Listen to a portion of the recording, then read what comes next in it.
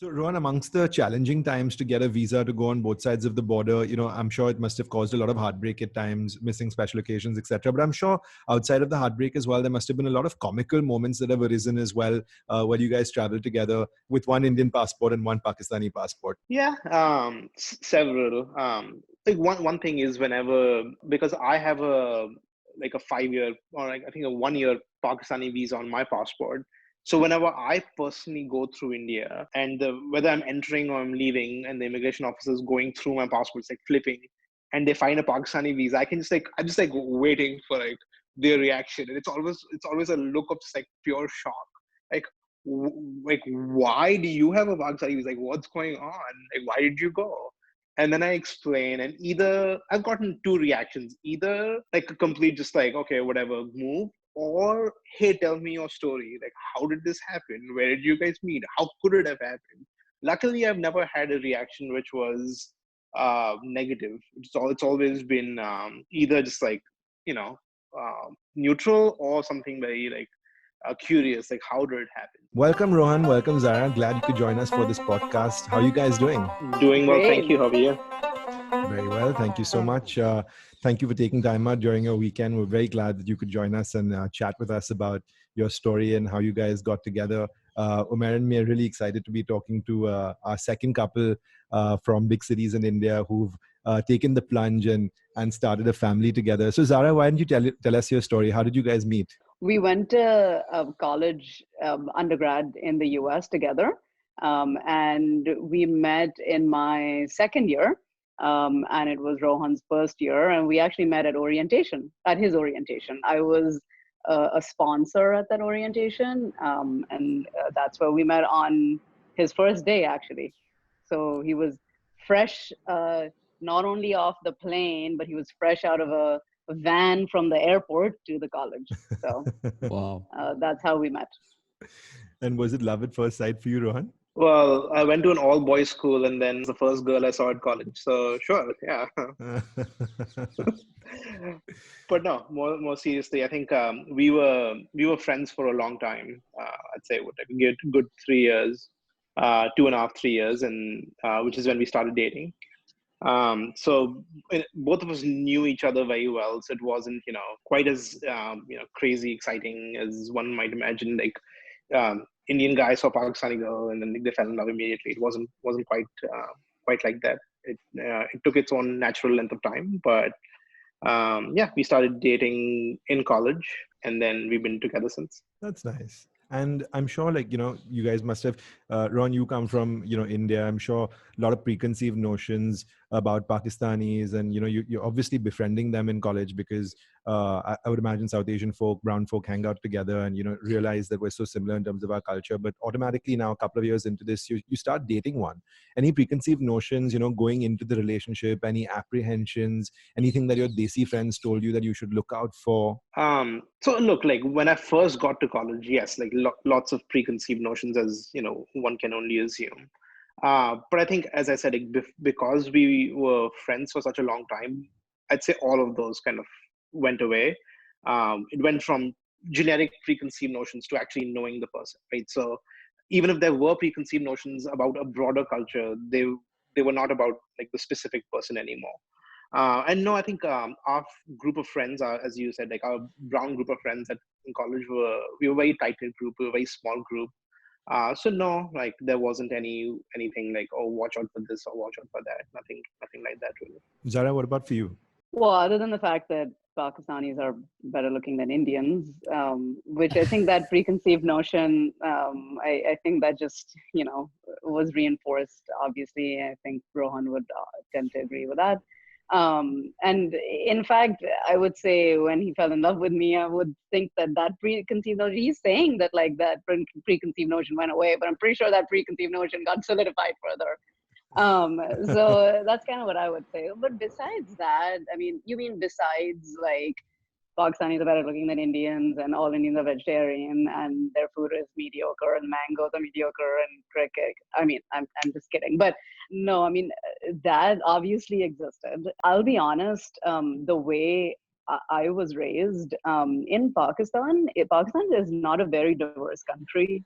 it's 90+% Muslim, and because it is largely a Muslim country, you don't necessarily get a lot of exposure unless you really seek it out with like any other religions, or sort of more like stereotypes of other religions aren't necessarily part of normal discourse.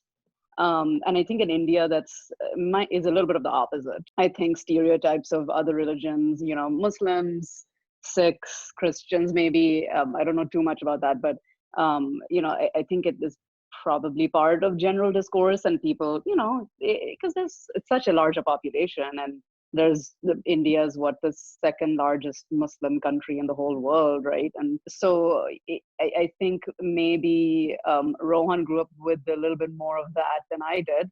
And so I didn't actually grow up with like preconceived notions about like Indians from or Hindu Indians from like a behavioral standpoint as much, or as specifically. Maybe more things like if I saw on like Bollywood, or just like random stuff that really wasn't very specific, and more like the things I was talking about earlier, right? But that's just more humor. That's kind of what I would say. I just wasn't really raised with a lot of that, not because my family is like super liberal and like they didn't want it. It's just that it wasn't it wasn't part of our life at all. That's kind of what I would say.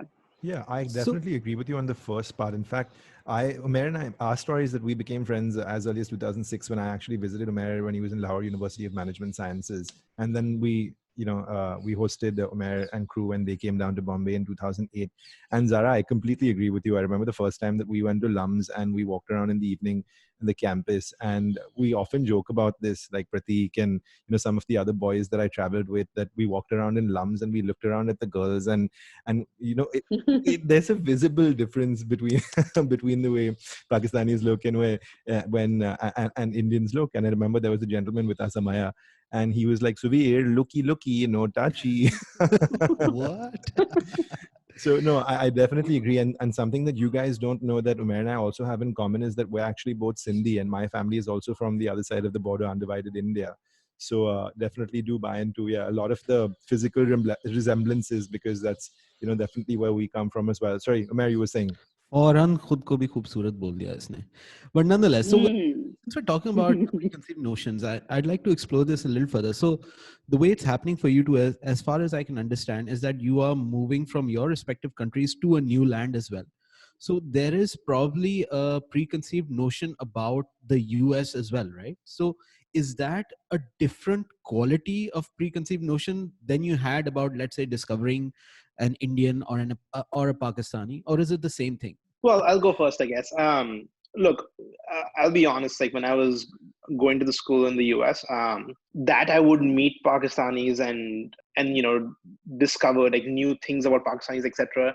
Really wasn't top of mind at all. Like that's not something that I discussed with other friends who were going there, or my cousins who had gone earlier. That really wasn't something we talked about a whole lot. So going in, it wasn't an active part of my imagination that okay, I'm going to the US and specifically I will meet Pakistanis, and then I have preconceived notions and those might be confirmed or those will go away. It wasn't really like that for me. Not until I got there is when I realized, like, of course, like I'll meet Pakistanis and Sri Lankans and Bangladeshis, and I'll discover things that are very similar about us naturally.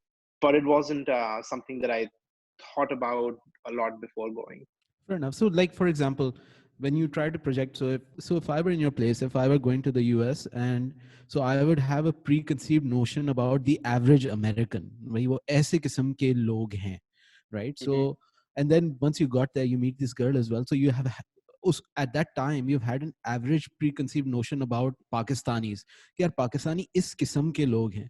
So do you think they're similar, or do you think maybe one is a different quality and one is a different quality? I don't know. Yeah, I mean, at least in my opinion, I think very different. I think as I said, like growing up, like the only time that we really thought of Pakistan or Pakistanis were either if we were playing cricket or like if we were like fighting with them at the border. Like in my household, like Zara mentioned that she wasn't she she didn't grow up in a very diverse environment. Neither did I. Like while obviously India is a large country and very diverse in many different ways. My upbringing was not that diverse.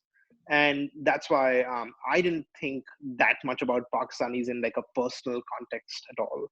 And so certainly when I like went to the US and when I met Pakistanis, there were some preconceived notions that came up in my head, which were generic to not just Pakistanis, but Muslims, South Asian Muslims generally.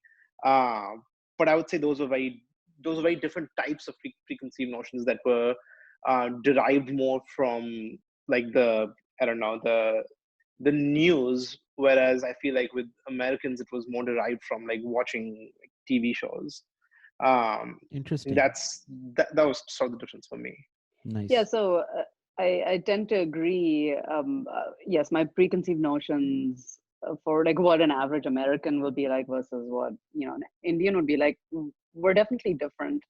Um, but I definitely think that when I came to the US, I was I was excited, but I was definitely very intimidated by whatever the average American was that I was interacting with, because I'd never interacted with someone like that before. I just had never had that experience. And to be honest, I mean, I had traveled when I was young, but I really hadn't traveled that much to like the western part of the world. And I wasn't supremely comfortable with just like conversing with the average American that was on my college campus. And I think even though I didn't have any experience interacting with like any average Indian person, it's just like a lot more natural because there's just so many more things in common. I mean, you just like you just consider, once you meet them in a setting where there's like probably, I don't know the exact statistics, but the vast majority are American, and there's like very tiny minority are people who are not American. You just consider people who are foreign an extension of yourself. And in that case, you have a subset of foreign people, of which you're part of that subset, and then part of that subset is like brown people. And so because you fall in that category, you just consider themselves an extension of you. And when you're sort of in that environment where there's like this large bubble and like you fit into this little tiny little category, then whoever fits into that little tiny category, you just, if you want to have some sense of like fitting in and social interaction and starting to get assimilated into a new environment, then you have to just sort of, at least not everyone, like I felt like I had to just sort of break those whatever preconceived notions I grew up with, bad for good or for bad or for worse, whatever. I had to break them away, and shut them off so that I could then have those social interactions. I mean, if I would only be open to talking to a Pakistani Muslim, I would have, in my 5 years, I would probably have 3 friends. And it just wouldn't work like that. So the notions are different, the preconceived notions are different, but in that setting, to have social interactions and to have friends and to start feeling assimilated and to make connections, I just sort of break those, I just shed those off, I guess. Interesting.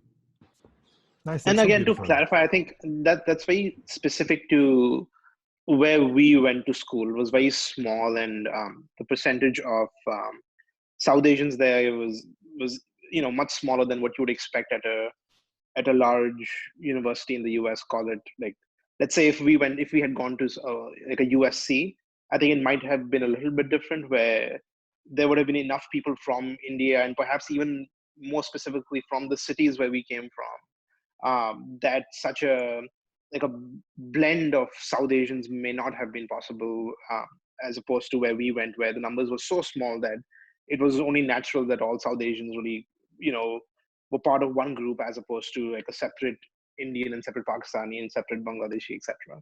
Yeah, that makes sense actually. And that's exactly the trend that we've been covering through a lot of the other episodes in terms of finding similarities between your culture and heritage and language and, flavors of food. And I guess like when you're in a foreign land, familiarity just helps build comfort in your environment. Like Zara, like you said, if you were limited, then maybe you would have, if you were restricted in terms of choosing your friends, you would have limited to maybe a pool of 3 people. But with the familiarity and the comfort that similar cultures and vibes bring, I guess that kind of opens up the pool in a slightly more diverse fashion. But at some point of time in this conversation, both Zara and Rohan, both of you guys spoke about the fact that, while you do come from big cities in Pakistan and India, respectively, the families, had not really exposed you guys to, each other's cultures. So I'm sure that when you went back home at some point of time, and Zara, you told your family, and Ron, you told your family that you're dating a Indian guy and a Pakistani girl, respectively, there must have been some kind of reaction, right? What was the reaction like?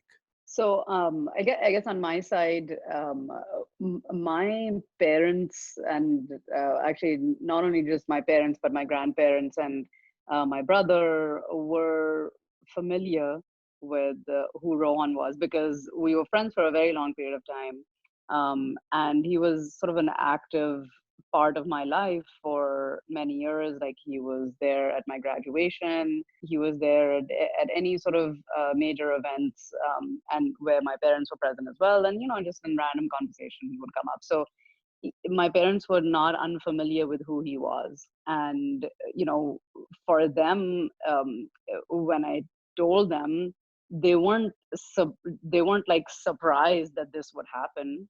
I think they were deep down inside hoping really that it wouldn't. So I think it really sort of boiled down to my parents were not surprised when I let them know. It was more so like, okay, like we're not surprised at all. Especially my mother was like, like I already knew this, like that this was happening.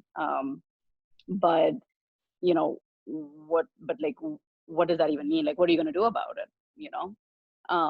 And it's not like this is something that can go any further. And like, he's a great guy, and I've myself have met him and spoken to him, and I really like him. And it's true, actually. Like, I can always, I mean, we all know our parents' intuitions, right? And we can tell whether our parents like certain people or not. And being Pakistani and Indian, our parents are generally probably very vocal and very judgmental, as are mine as well. So I knew whether my parents liked him or not, and they did. I knew that before. So it's not like my parents were disappointed in me for like picking a bad person, but because they knew his personality was a good one, and they actually really enjoyed speaking to him whenever they had met in the past.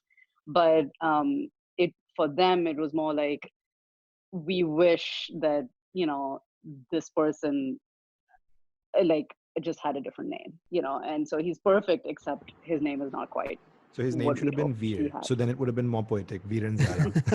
Yeah. That they would have approved, right? Yeah, totally. So Rohan, did your parents also feel, that it's really inconvenient per se that you've fallen for a Pakistani girl? Yeah, I mean, I guess inconvenient would definitely be putting it very lightly. I think on both sides, while there was definitely the acknowledgement that yes, like there's no, I think everyone likes the individual people. It's just the reality of the situation that that wasn't acceptable to either side, right? And this wasn't so much about Indian and Pakistani; it was more about Hindu and Muslim. And it wasn't pleasant.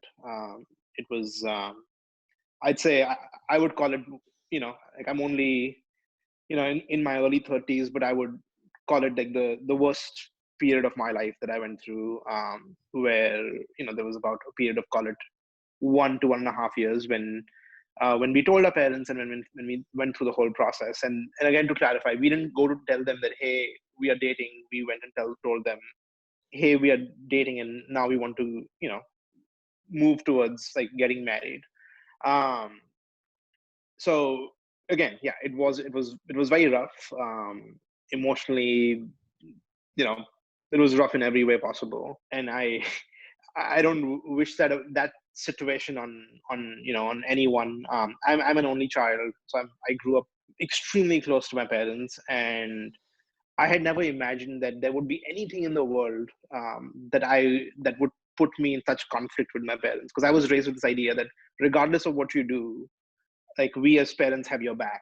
And I felt that in this particular situation that wasn't quite true. And so yeah, I mean, it was a terrible time, and we're stronger to have gone through it, but I wouldn't wish that upon any family to go through such a challenging time. Yeah, sounds like it must have been quite a roller coaster for you guys. Zara, of course, the wedding is a day that most girls look forward to since they're young enough to understand old enough to understand what a wedding is.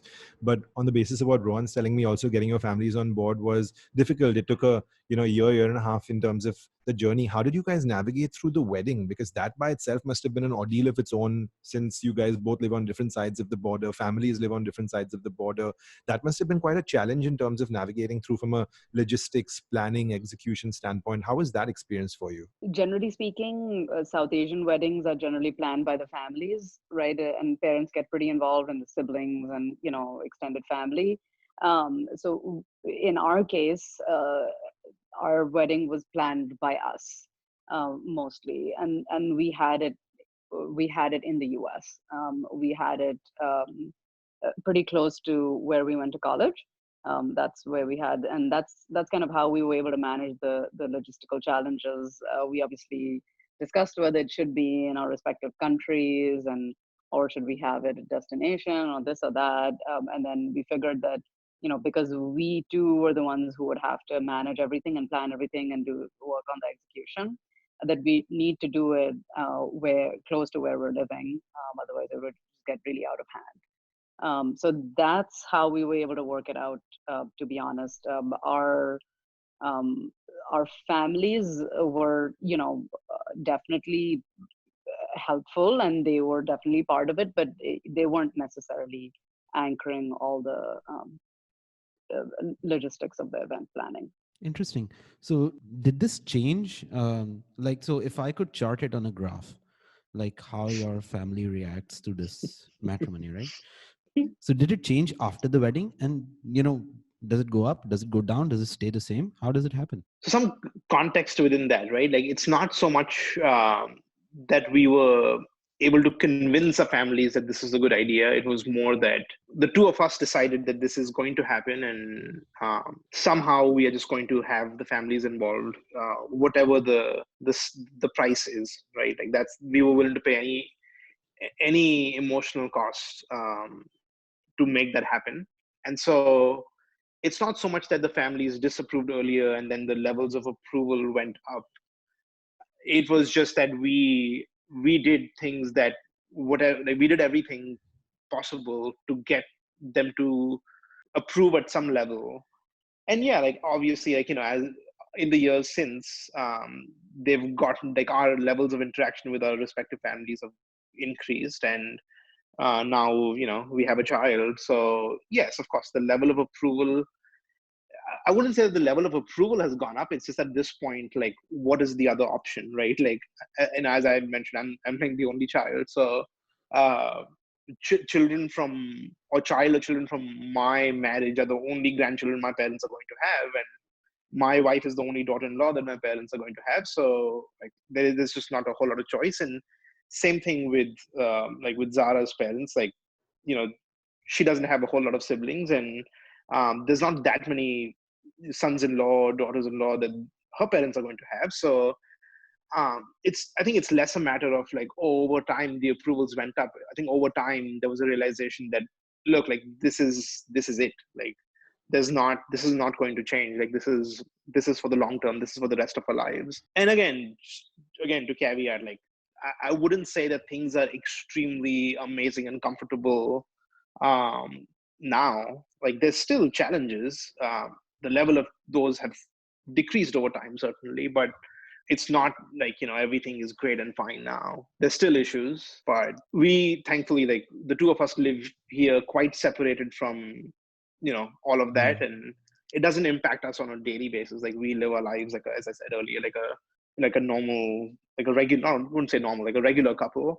and it's not a part of our daily thinking and active imagination that, oh, like, I'm Indian and you're Pakistani and we're different and our kid is unique. It's not like that at all. Like, for us, it's just like we're a regular like immigrant family in the US, and funnily enough, like, not to go off on a complete like tangent, but it's funny, like, when we meet a South Asian person or anyone who's aware of the South Asian context, just by our names, they can tell that that there must have been conflict with us getting together. But if we meet anyone who's not really aware of the South Asian context and who's purely going by our physical features, they assume like the stereotype, like, of course a brown person is another brown person, and these two are both South Asian and they're married, like, obviously, like, so it's funny that when we meet someone who's just not who's not aware of the South Asian context, it's like, yeah, of course, like, you guys met in college and you came from the same culture and you got married. It happens all the time. So it's funny that we meet two ends of the spectrum, where either we're like, oh, obviously you guys must have gotten together, or how on earth did you get together? It's just funny that we face that, I think, throughout a marriage. The irony is quite poetic in that regard, right? Yeah. Do you guys get to It was visit endearing. each other's families, the in-laws on both sides of the border often enough, regularly? Probably not as often as we would like, but part of it is also because it's a lot far distance. So part of it is that, but the other part is also because there's a lot of visa issues. So we have fortunately been able to attend any very major events that were happening in each of our respective countries. But although interestingly, the major event that was supposed to happen in Rohan city for us, hosted by his parents, we almost missed that because of my visa didn't come through. And in fact, I think we were a week before his mother canceled the reservation at the hotel, and then magically the visa came through and we were able to go. So no, I mean, we have taken our kid to both the countries, which has been awesome, and that was a very strong desire by both of us, that we wanted to make sure that our kid has visited both countries, and he has. And I have been to India twice. I wish I'd in the span of time I could have probably gone maybe 4 times, so it's probably 2 times less than I would have wanted. That's right. I can imagine. We had a Herculean task of about 2.5 weeks to secure our visa when we visited Pakistan back in 2006. I can't even imagine what the scene must be now. And the fact that you're married may make it easier, may make it harder. I don't know. We're hearing conflicting opinions when we Yeah. talk to, I think, couples who have different sides of the story. But of course, now you guys are in a great place. You're a mother of two, one on 2 legs, one on 4 legs. You're raising you're raising a young child at 2. How is it like? Why don't you tell me something about parenting and parenthood? While with both of you having I don't know, maybe similar styles, different styles of parenting, maybe because your upbringing has been different as children by itself on either side of the border.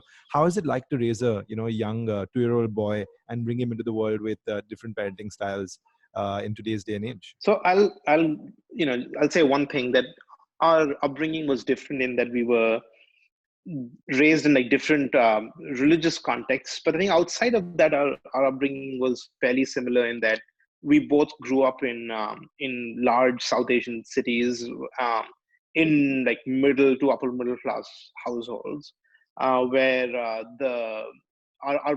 both our mothers were the stronger figures in our families compared to our dad. So I think, and both of us grew up in joint families.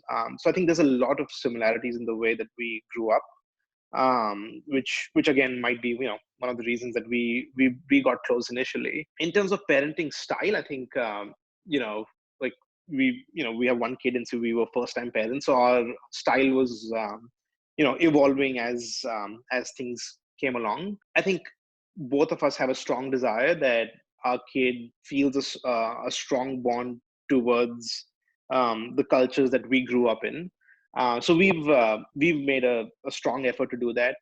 We only speak to him in Urdu/Hindi, to the extent that now it's almost sometimes honestly it's embarrassing for us that he he just doesn't understand enough English. And as you know, in the South Asian context, if we're hanging out with other South Asian parents, they only speak to the kids in English, and we only speak to him in Urdu or Hindi. And it's sometimes we do feel like, oh, like, it's like from our childhoods, where if you couldn't speak good English, it was almost like it was almost shameful that you couldn't speak good English. And our kid speaks almost no English. I mean, he obviously knows a bunch of songs and poems and stuff, but like in terms of like sentence construction, it's all in like our mother tongue. And so it is, it is interesting, it is challenging, but I think we both take it very seriously, that we do want to him to speak Urdu, Hindi very fluently.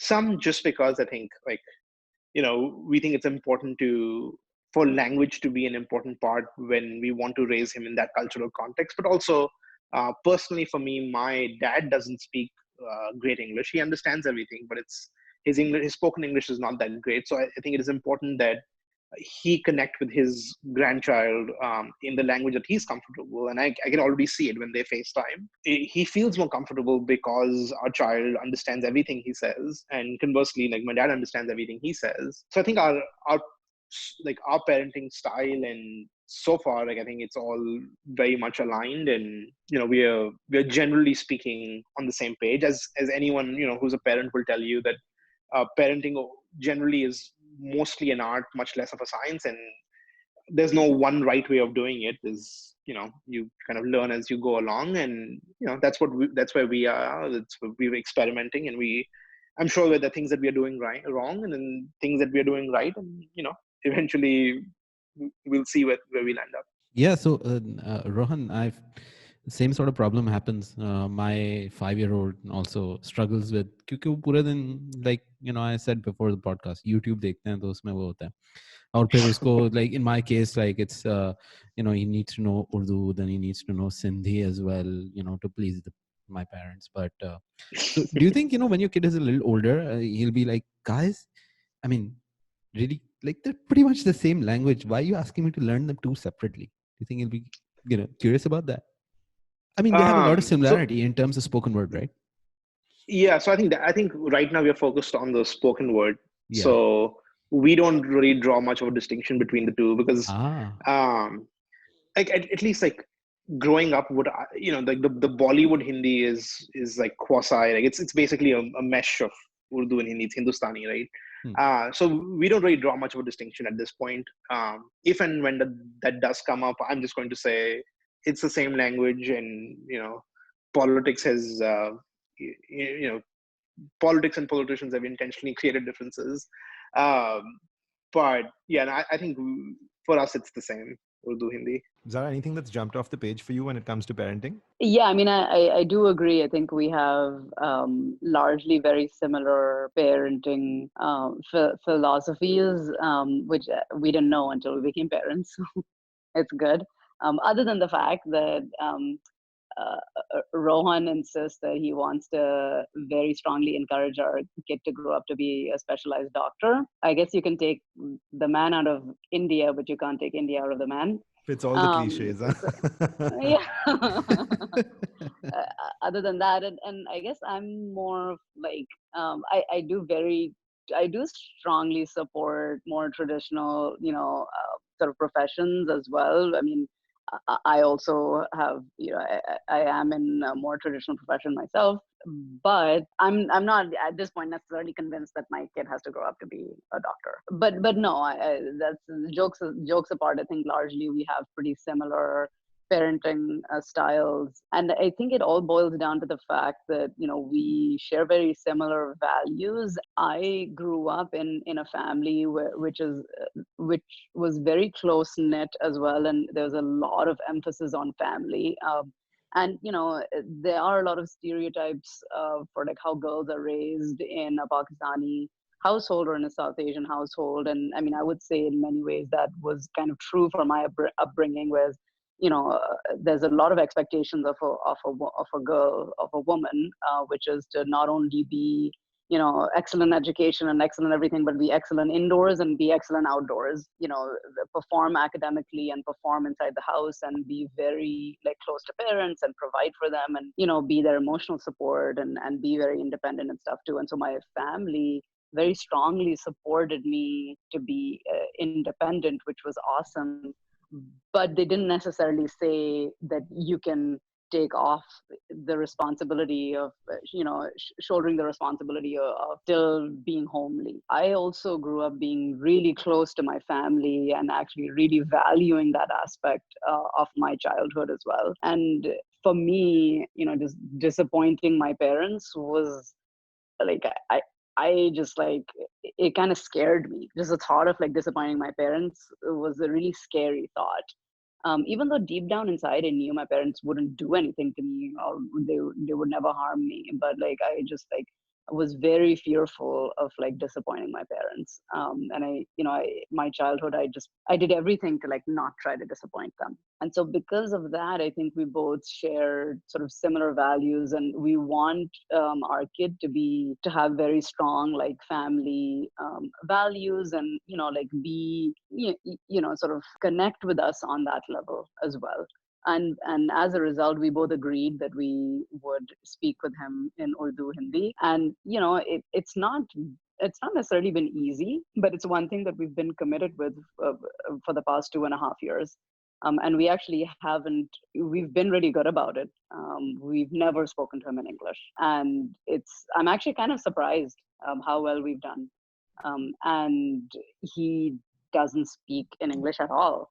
Now his speech has really taken off, and there's pros and cons to everything, right? And I look at my kid sometimes and I'm like, my God, if I ever took him back to Pakistan to get him admission at the school I went to, they would axe him immediately. They would be like, are you sure he's your child? And I would probably like, people definitely look at me weird, but, I just sort of rely upon my gut, which says that I'm sure he'll learn English, he'll be fine. And it really does and, because of pandemic, he speaks with his grandparents every single day, both of them on FaceTime. And it gives me so much joy that he can speak to them in the mother tongue. And they don't have to make like, it doesn't have to be like a weird forced like conversation in English where they have to speak in English, and like grandparents have to feel like they must speak in English because they're talking to an American grandson, So it actually, like I'm upstairs, like, working, and I hear him downstairs on FaceTime talking to his grandparents in the mother tongue. And it gives me a lot of joy, to be honest. And that's on most days when I feel, it's going to sound bad, but most days generally you feel like a failure as a parent.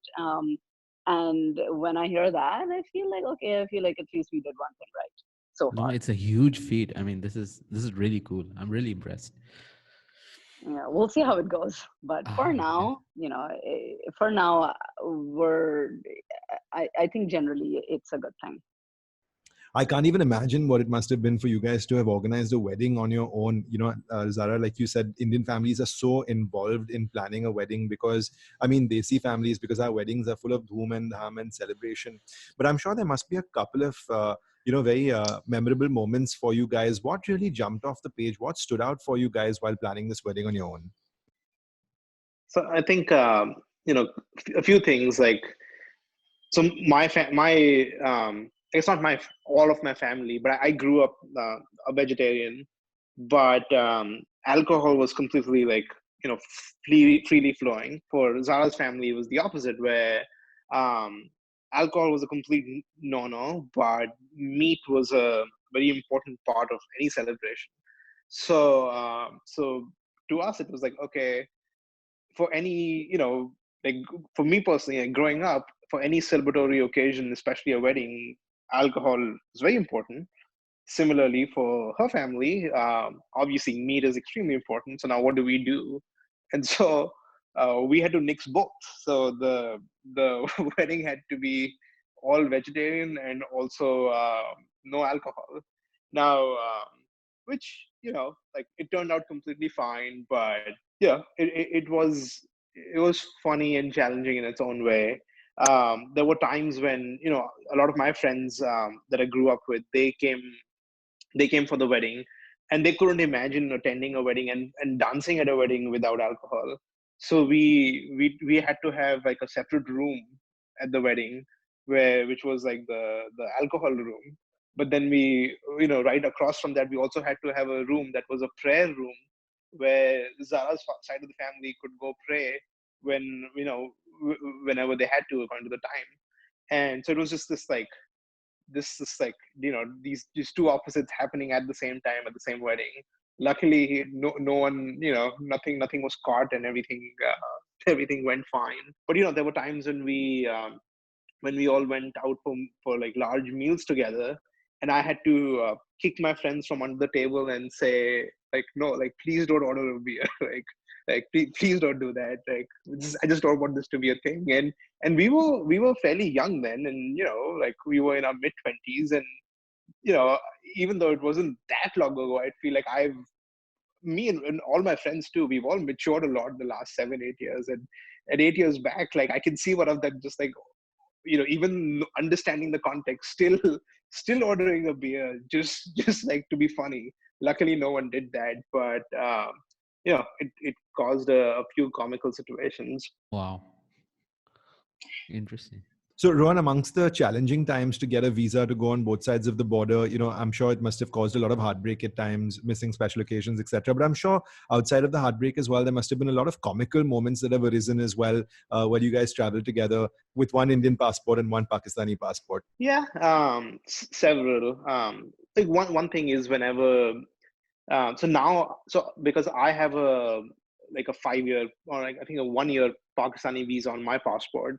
So whenever I personally go through India, and whether I'm entering or I'm leaving, and the immigration officer is going through my passport, it's like flipping, and they find a Pakistani visa, I'm just like waiting for like their reaction, and it's always a look of just like pure shock, like, like, why do you have a Pakistani visa? Like, what's going on? Like, why did you go? And then I explain, and either I've gotten two reactions: either like a complete just like, okay, whatever, move, or, hey, tell me your story. Like, how did this happen? Where did you guys meet? How could it have happened? Luckily, I've never had a reaction which was negative. It's always been either just like, neutral, or something very like curious, like, how did it happen? So one piece of it is that, I mean, the other larger challenge is, of course, just for Zara to get a visa to visit. When you say like missing events, now we don't even like plan on her visiting events in India unless it's just like the most important thing, right? Like, we won't even try, because it's such a long process, and you have to just jump through so many hoops, and you have to plan so much in advance. And as you know, like, desi weddings pop up in like 3 months. Like, it's a very Western thing to have an engagement plan for a year, and then like a wedding plan for a year, and a save the date go out months in advance. And in India, Especially when Pakistan, like, Seema things auntie is happen. involved, no? Exactly, yeah. Like a roka engagement, and then a shadi happened all in like, it could happen in 2 months, right? And so that's why it's been very challenging to attend events. It's much easier for me to get a visa to go to Pakistan, fortunately. So I've been a couple of times, and at the airport there've been like really no situations, but we've had situations of folks coming to Zara's parents' house to check in on me. And I mean, they call themselves intelligence people. I really don't know like which department, or what level of the security apparatus they belong to, but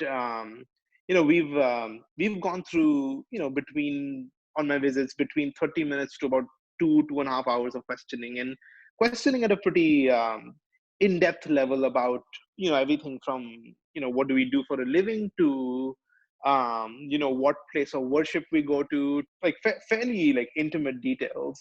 And in hindsight, of course, like, all of that is comical and it's funny, but while it's happening, you're just like, when will this end? And to what level of detail will this go into? Like, when will this stop? And I grew up in a family where my dad, my uncles were dealing with government officials of a whole spectrum on a pretty regular basis. So I'm very used to, like, that cadence and how that works, but never at a security apparatus level. So So all that's been very interesting. I mean, luckily we've never had to, go to the level of like exchanging money or stuff. I think that's been good. We've been clear of that, fortunately, because also, at some level our families do know a couple of people here and there who've helped us. Um, Outside of that, well, also whenever I, come into the US, that I also get flagged, because I'm sure that there's some algorithm which says, hey, if you have an Indian passport but you've traveled to Pakistan, if you have Pakistani visas, that's a red flag. That's unusual. So there was one time when we were flying through Abu Dhabi, and they have that pre-check where you do US immigration in Abu Dhabi. And we missed a flight because they just couldn't get over the fact that I was an Indian citizen who was flying from Pakistan to the US through Abu Dhabi. They just couldn't get over it, and it took a few hours. And we were stuck there for I think 18 hours or whatever. That's happened. Zara, can you think of any other instances? Anything else that's happened? Well, recently when we had to we wanted to take our child to India because he'd visited Pakistan earlier. We all wanted to go as a family, but we couldn't go as a family. So the decision was either we don't go and he doesn't go see his father's side of the family, or he just goes with his father. And so we had kind of a Bollywood moment in Doha, actually. It was definitely a filmable event. I wish Shah Rukh Khan was there seriously. We all flew to Doha together as a family, and our flight actually was delayed from here. So my son and his dad, they both missed their connection to India, to their respective city.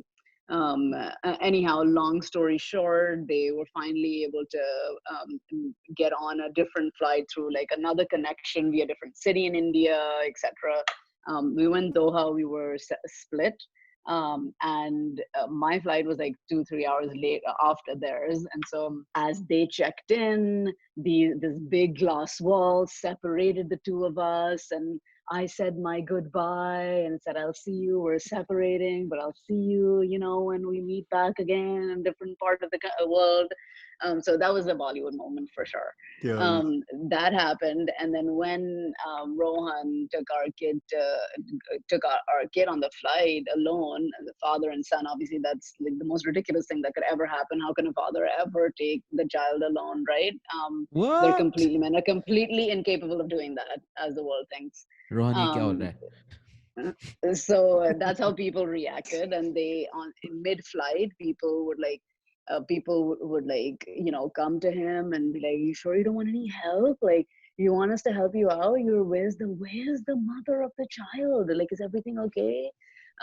We can help you. Let me like pat your kid, and everything will be okay. And do you want some water? Should we give you some milk? Should we give So treating him as if he could definitely not be a father to his son. And what an outrageous act for the mother to be such a horrible mother to leave the child behind. That was generally the reaction, like of outrage. Like, how is it possible for the mother to leave the child alone? For me, during that trip, reactions went from like random strangers asking me, "Arey, iski maa kahan hai?" to like slightly more subtle, like higher educated friends of friends who would say, "Hey, like I don't mean to offend, but like is everything okay with your marriage? Like how come how come you showed up with the kid alone?" So there's a whole spectrum of reactions, but that part was quite funny.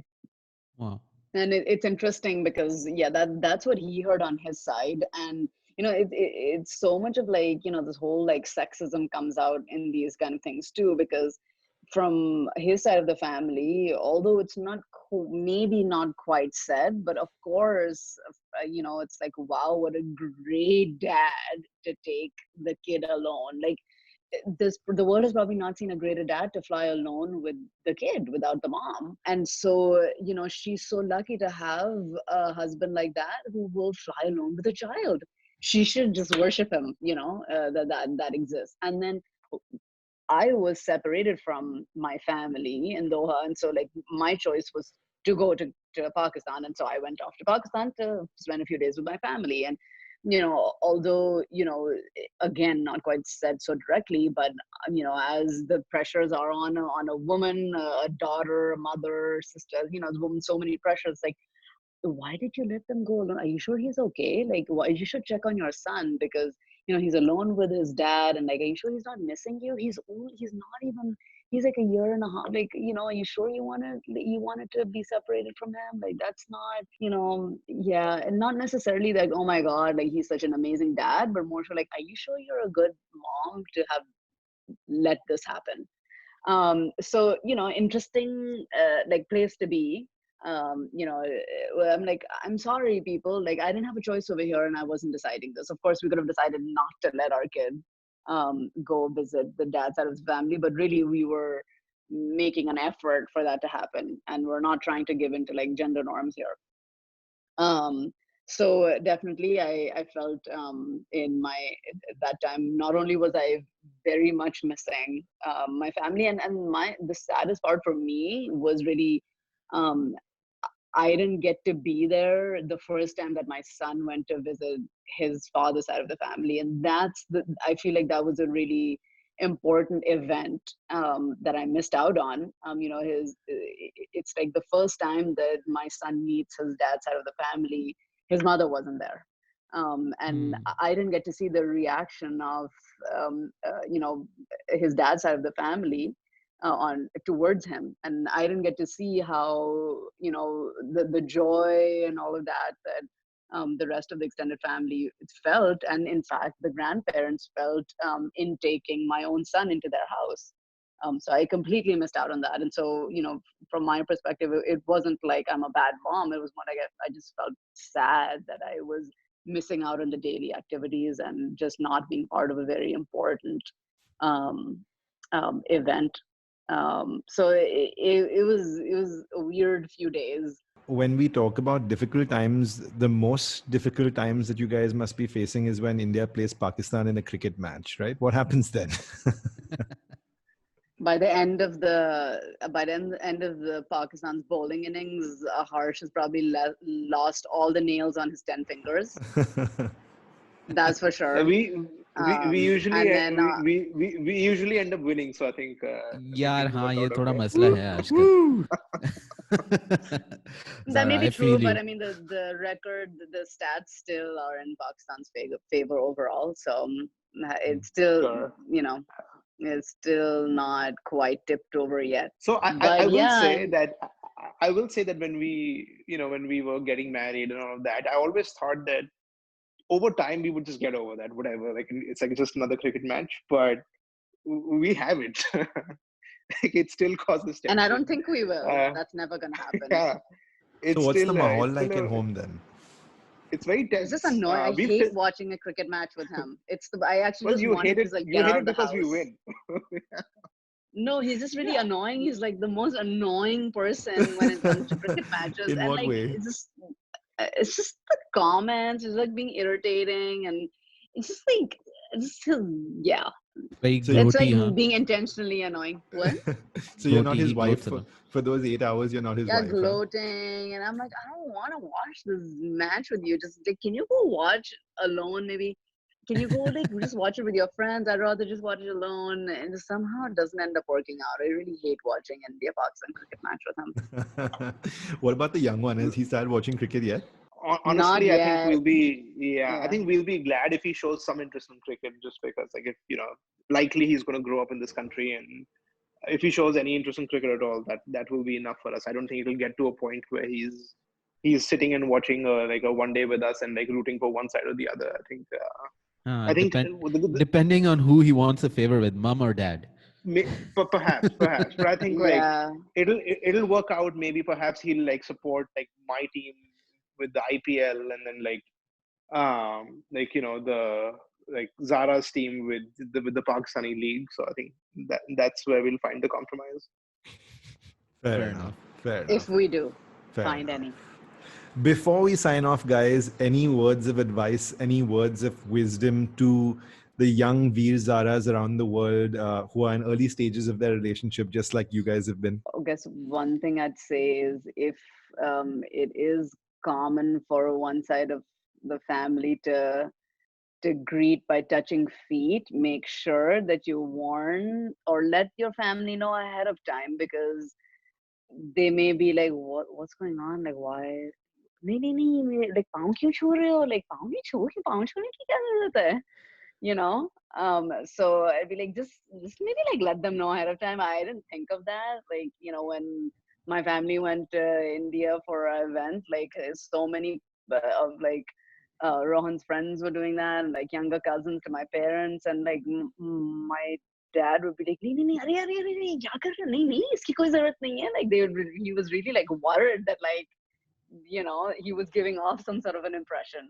So maybe I think that certain things that are kind of specific to a culture, it's good to maybe just make aware of your families. But I mean, obviously I would say, you know, go with your heart, of course, but make sure that you don't make a completely impulsive decision. Make sure you think through it, and it really boils down on the person, and like, do you think that right person, that person is right for you?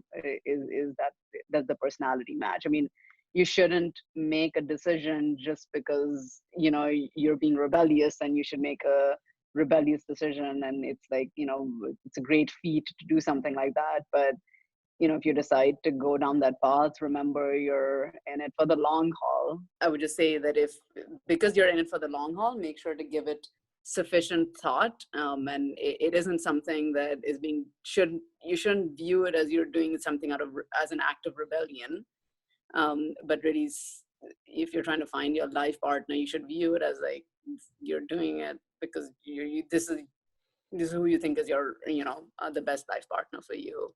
And you know, it obviously makes it more exciting if there's a little bit of rebellion involved, but try to think of those two things differently, and just remember that, you know, because you're in it for the long haul, think through it, and spend enough time, take your time to think about it, and not make an impulsive choice. Okay. Yep, I'll say whatever level of difficulty you think you will encounter, it will be more. So so certainly do it if you think it's worth it, but be warned that it's going to be hard. Is it worth it though? For us it is. All right. You know, each to their own. Yes, definitely. Okay. All right. Thank you so much, guys, for joining us. We had an absolute pleasure chatting with you. And we hope you have a lovely time raising the 2-year-old. And we do hope he chooses his allegiance in cricket wisely.